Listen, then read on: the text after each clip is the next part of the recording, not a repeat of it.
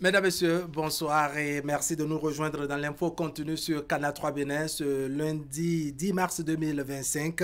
L'actualité nationale, c'est bien entendu cette intervention de l'ancien président de la République, Nicéphore Dieudonné Soglo, sur les antennes de Radio France Internationale au détour d'une interview accordée à nos confrères français sur son ouvrage intitulé Vers le miracle béninois, l'épreuve du pouvoir et de la démocratie. L'ex-dirigeant a commenté le modèle et le style de gouvernance du président actuel avec un regard sur les élections de 2026. Nicéphore Soglo insiste sur la libération des prisonniers politiques et le retour au bercail des exilés. Le plaidoyer en faveur du retour de son fils, l'ex-maire de Cotonou, Léadi Soglo, n'est pas passé inaperçu. Bref, liberté publique, relations Bénin-Niger et éloge de ses propres années au pouvoir. Soglo n'a rien oublié ce matin. En plateau ce soir sur l'info continue, à l'effet d'en débattre, nous sommes avec Fidénion Abouayi, analyste politique. Monsieur Fidénion Abouayi, bonsoir. Bonsoir. Bienvenue sur le plateau de l'info continue. Merci. En face de vous, nous sommes avec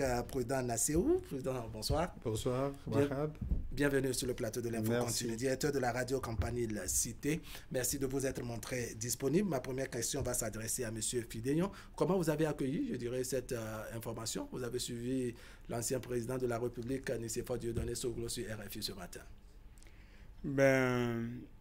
Mes opinions sont mitigées. D'accord. En ce sens que ça a tout l'air d'une campagne précoce. C'est ça. D'une campagne précoce. C'est l'édition du nouveau bouquin de l'ex-président informe sur les réalités de sa gouvernance. D'accord. Encore que les réalités de sa gouvernance sont discutables. Ce n'est que son avis. D'accord. Clément, pardon, Prudent. Non, je pense quand même qu'on est dans un cas de figure où l'actualité se prête justement à la libéralisation de la parole en direction de cet ancien président qui reste, quoi qu'on dise, nostalgique de ses années au pouvoir, mais aussi assez critique quand il en a l'occasion vis-à-vis de la gouvernance, aussi bien au Bénin qu'en Afrique. Donc nous savons que l'ancien président Nicéphore Soglo n'a pas sa langue dans la poche. Maintenant, la qualité du discours, on pourrait toujours l'apprécier à l'aune, je dirais, des éléments d'analyse et d'appréciation. D'accord, qualité du discours. Quels sont les points saillants, n'est-ce pas, que vous avez retenus de cette intervention de Soglo ce matin? Déjà, le point concernant les prisonniers, les exilés politiques. D'accord. Je pense qu'on ne saurait continuer de promouvoir l'impunité sous des prétextes politiciens. Encore que les prétendus exilés ont été invités par le régime en place à rentrer afin de répondre de ce qui leur est reproché. Étant donné qu'ils jouissent de la présomption d'innocence jusqu'à preuve du contraire. En effet. Un acteur politique en porte-à-faux avec la justice se retrouve dans une affaire judiciaire et non politique. Tout acteur politique est justiciable parce que, avant tout, citoyen.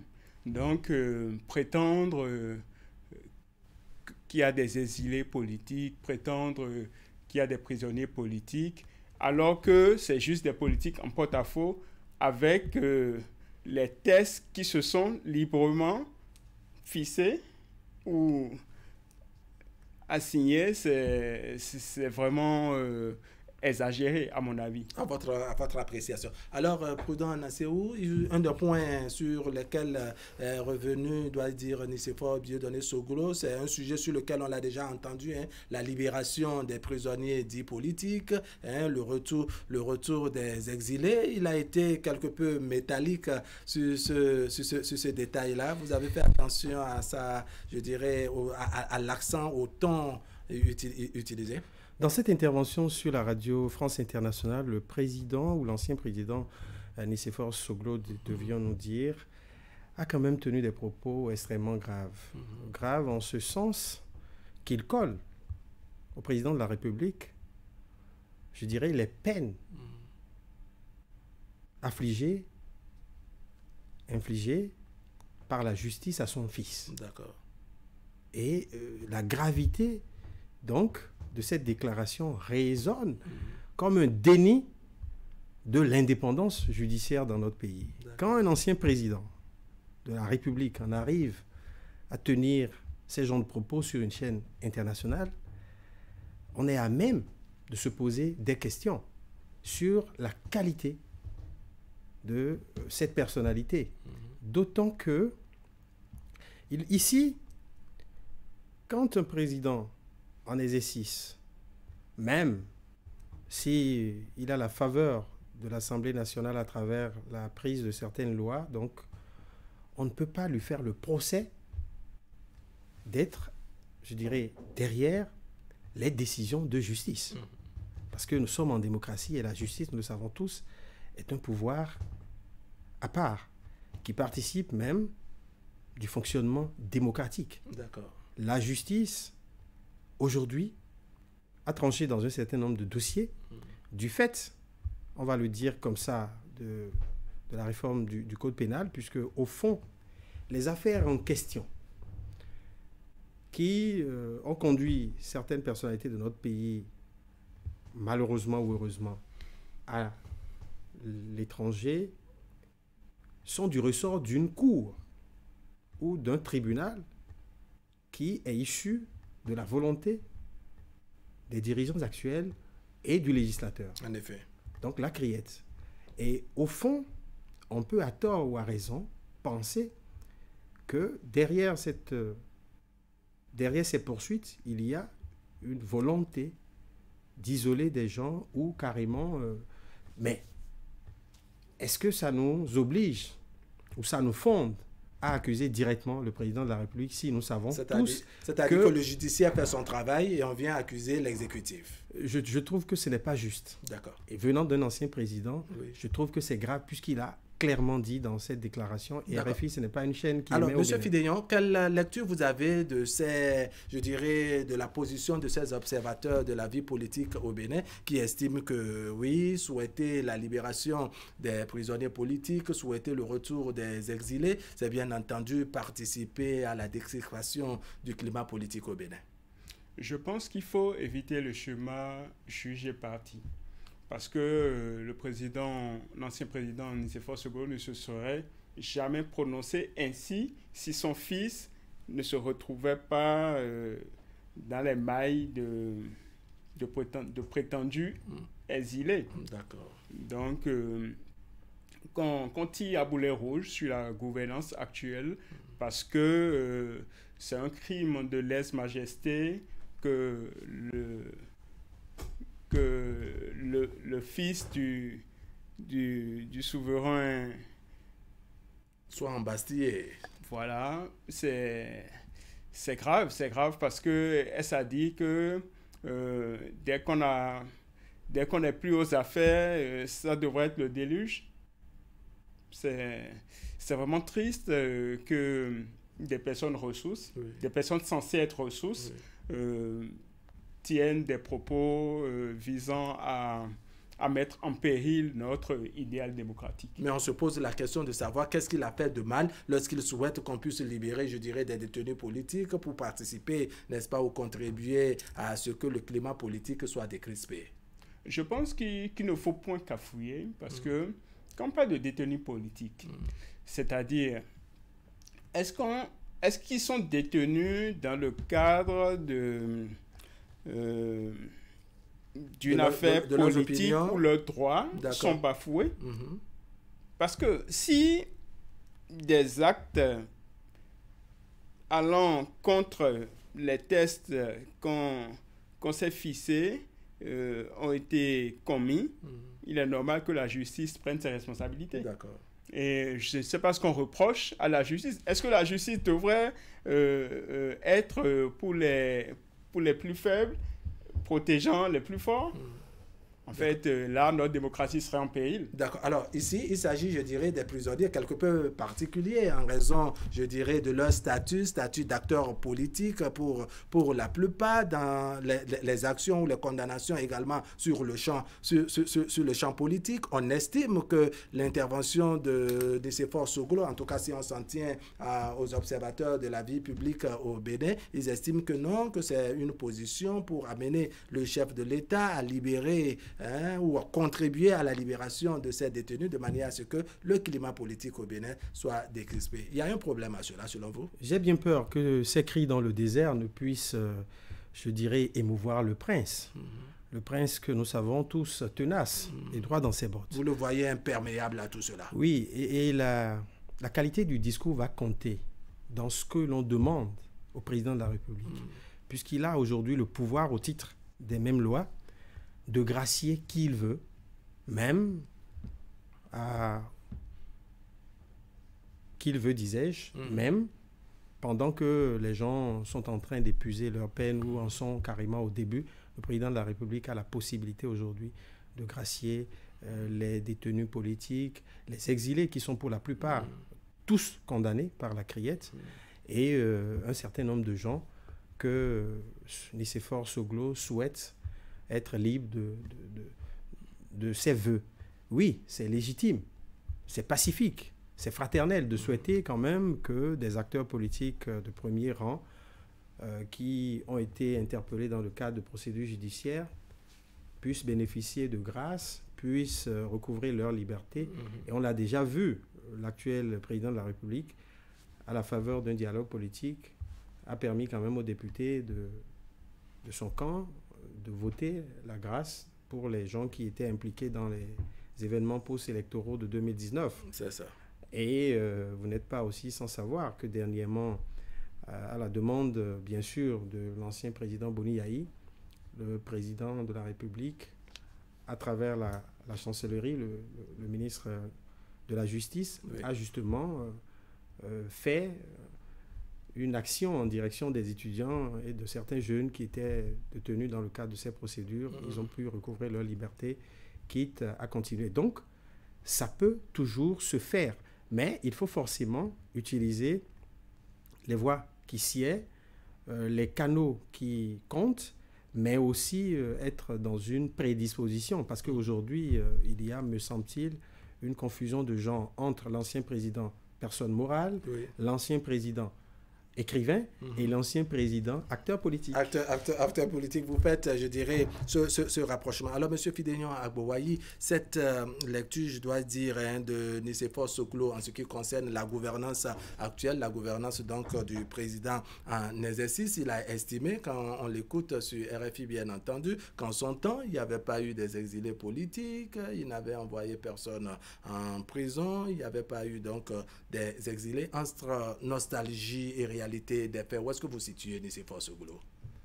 Je pense que les indicateurs macroéconomiques de la période massiste étant catastrophiques, le peuple avait besoin d'un souffle nouveau. Et l'avènement du premier régime du renouveau démocratique a été une bouffée d'oxygène. Ce qui faisait de Soglo l'homme de la situation, dit-on. D'ailleurs, largement soutenu par les institutions de Bretton Woods. On dira que la gouvernance sous Soglo était louable malgré le programme d'ajustement structurel d'antan. Mais c'est dit que tout n'est pas rose. La gouvernance, elle est faite par les hommes.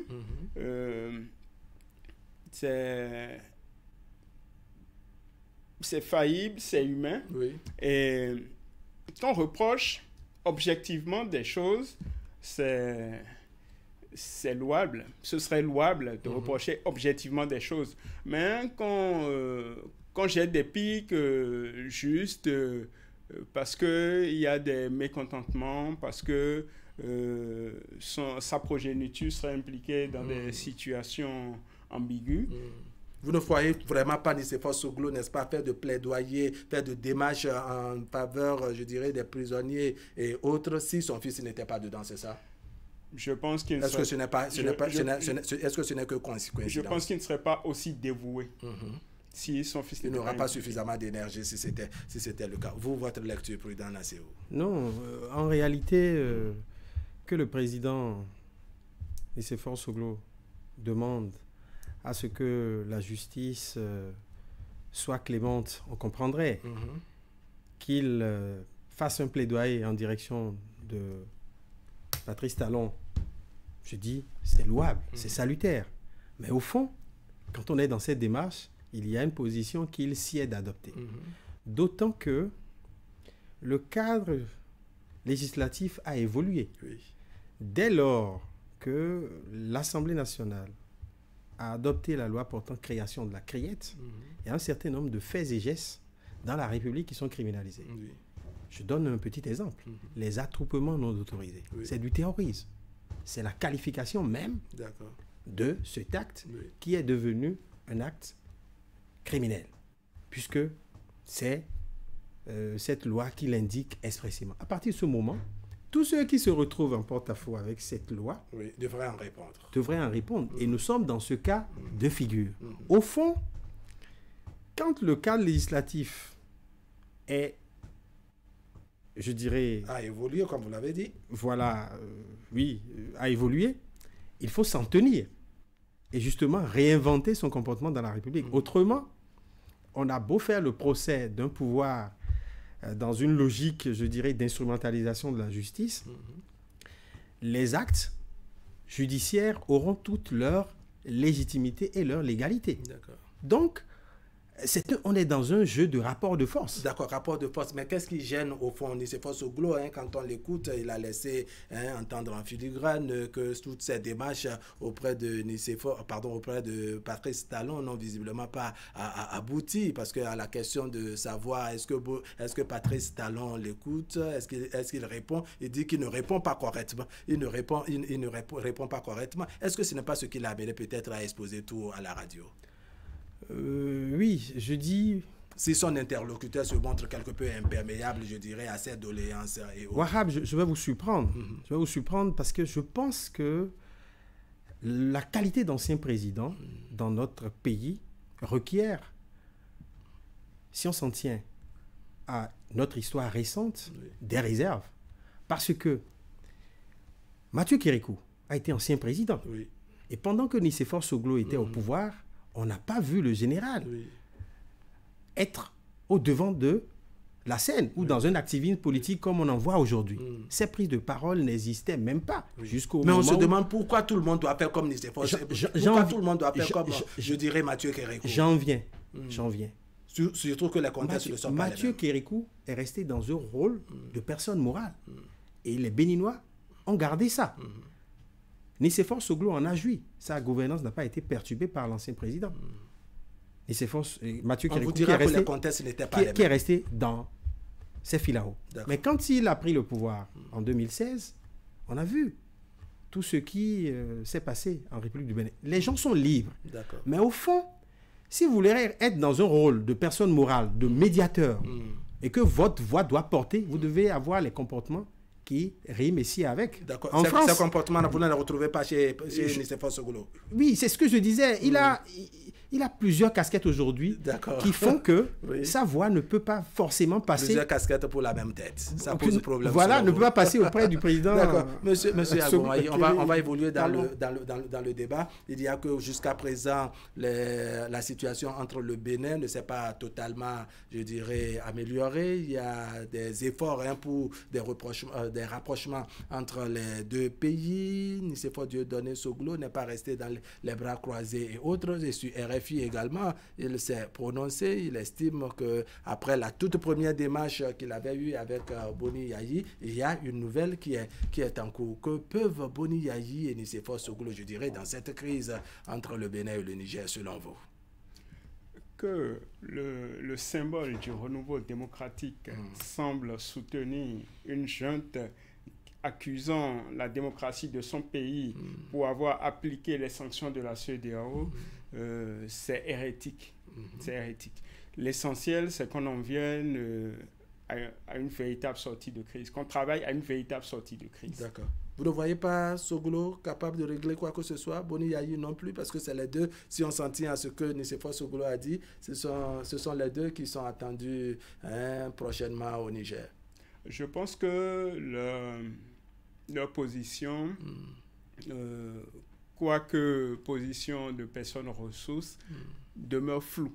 Ça demeure flou parce que d'abord, ils sont dans une position de condamnation à chaque niveau. Oui. Mais est-ce que les choses n'ont pas évolué? Est-ce que vous ne pensez pas qu'eux aussi, ils ont vu que bon, la situation s'est plus ou moins améliorée, les choses ont évolué des deux côtés et qu'il faut revoir, je dirais, la stratégie qu'il faut et désamorcer la bombe, s'il faut dire les choses ainsi? Je pense que le régime actuel a fait preuve de bonne foi, de toute sa bonne foi.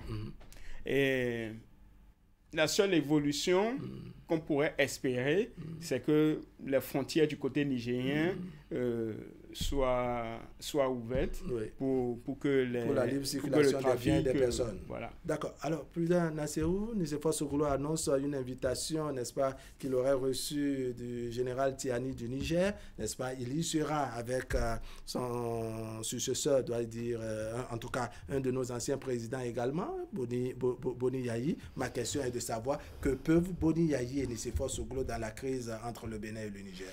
Moi, je ne doute pas du tout du patriotisme et du nationalisme de ces anciens présidents. C'est ça. Là-dessus, je n'ai pas du tout de doute.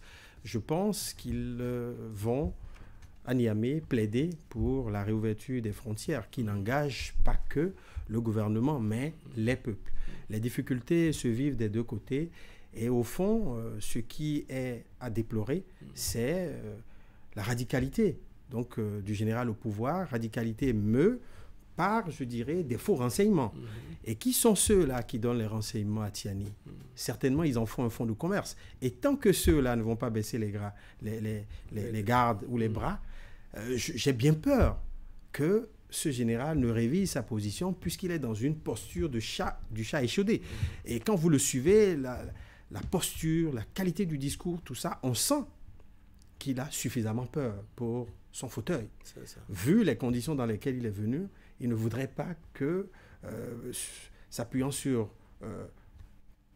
des prétendues bases arrières au Bénin, on puisse les déstabiliser. Or, les informations qu'il a, je ne sais de quelle source, qu'il se plaît à certaines sorties officielles de bandits pour légitimer sa radicalité en direction du Bénin, ces informations sont à charge.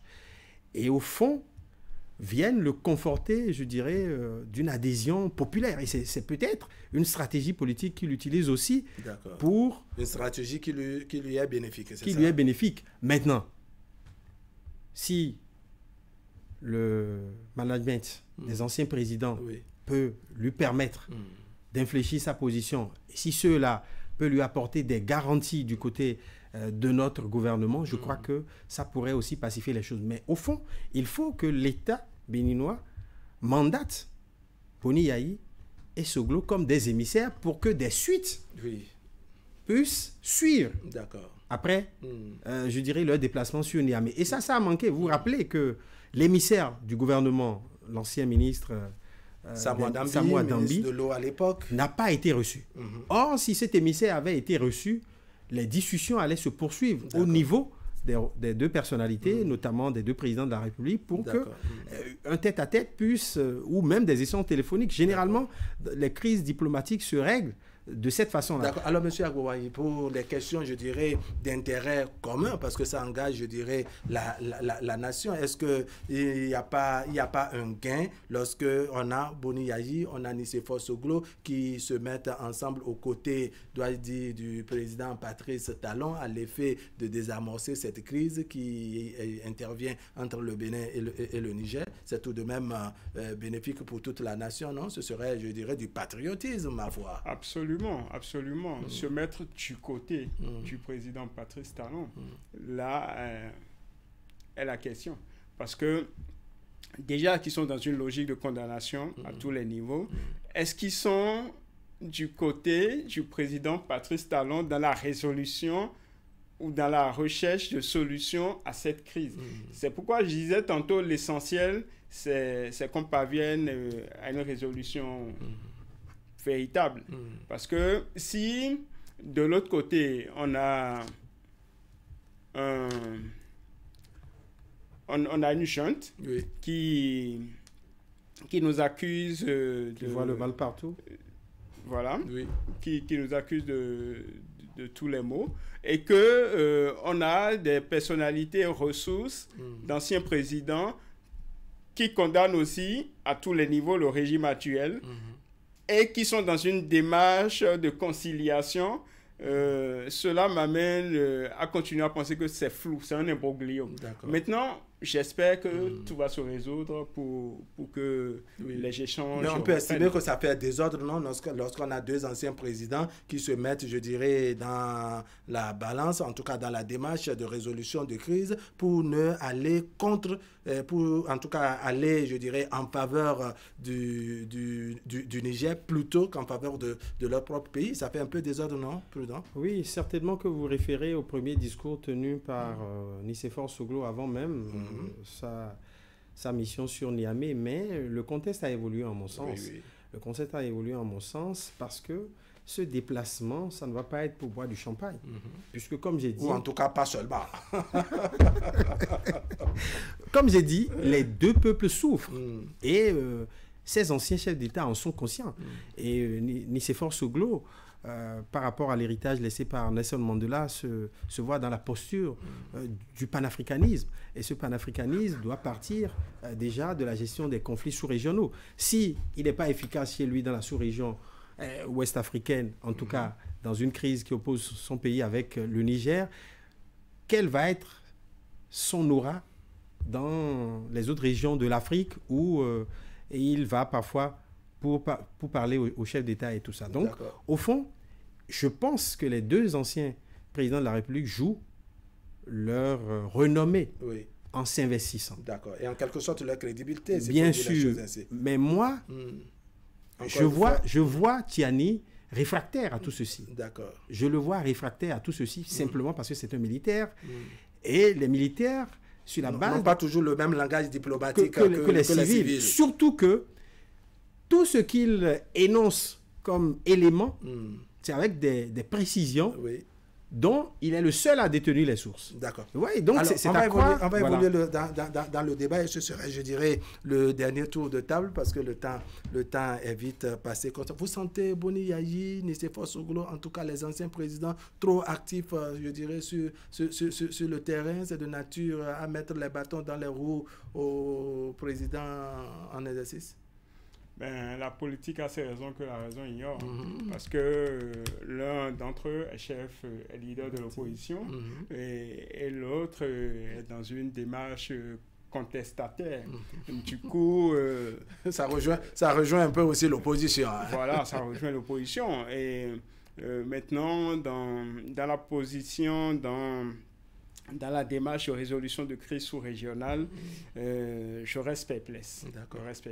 Avoir deux anciens présidents, n'est-ce pas, qui franchement ne sont pas toujours contents avec celui qui est aux commandes, il y a problème, non, président Nassérou? Gros problème, puisqu'ils auraient pu choisir d'être personnes morales, que leur voix passerait mieux. D'accord. Une certaine neutralité, on peut aller comme un visiteur du soir échanger avec votre successeur, ça passerait mieux. Mais quand vous êtes dans le rôle d'acteur politique, il faut l'assumer.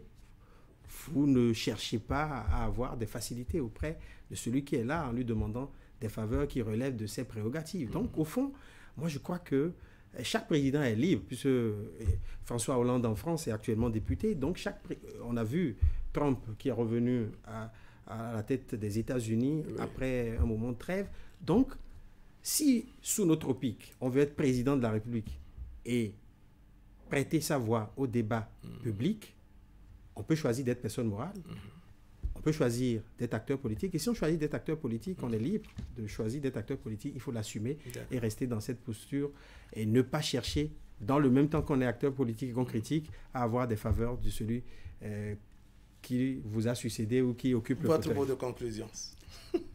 Je souhaite réellement que la crise soit résolue. Et je souhaiterais aussi que dans la position de personnes ressources, nos anciens chefs d'État sachent raison garder. Ben, moi, je pense quand même que les choses évoluent hein, du côté donc, des relations entre Niamey et Cotonou. Ce qui est à souhaiter et qui relève peut-être des prérogatives ou du pouvoir discrétionnaire du président de la République, c'est cette réouverture des frontières, puisque les deux administrations, me semble-t-il, collaborent et travaillent sur un certain nombre de dossiers.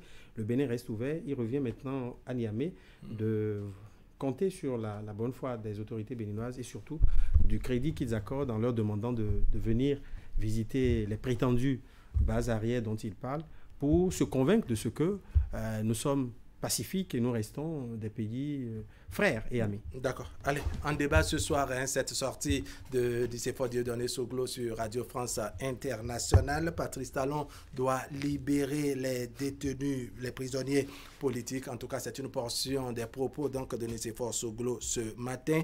En face ce soir hein, pour le débat, nous avons Fidénion Agbowayi, analyste politique, et puis Prudent Nasséou, directeur de la radio Campagne Cité. Mesdames, Messieurs, merci de nous avoir suivis. L'information continue sur Canal 3 Bénin. On se retrouve demain à la même heure pour partager avec vous le reste de l'actualité. Allez, portez-vous bien.